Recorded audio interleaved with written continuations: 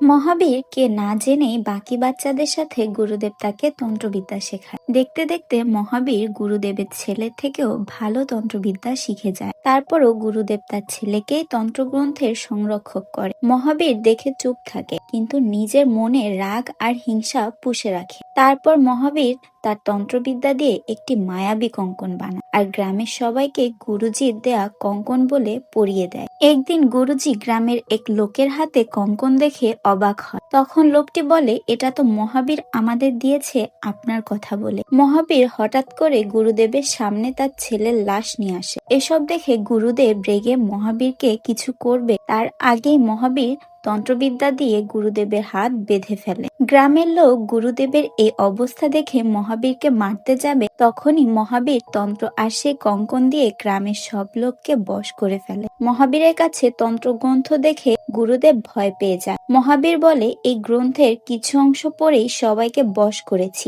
আর পুরোটা পড়লে কেউ আমাকে আটকাতে পারবে না। রাত হয়ে যায়, সবাই মৃত্যুর মুখে দাঁড়িয়েছিল। তখন সেখানে আম্বিকা আসে আর মহাবীরের ভবিষ্যৎ দেখে। আম্বিকা দেখে মহাবীর বড় হয়ে দানব পরিণত হবে। তখন আম্বিকা সেই কঙ্কন নিয়ে তার মন্ত্র বলে আগুনে জ্বালিয়ে দেয় আর গ্রামবাসী বেঁচে যায়। কঙ্কন জ্বালানোর জন্য আম্বিকাকে নিজেকে আগুনে আহুতি দিতে হয়।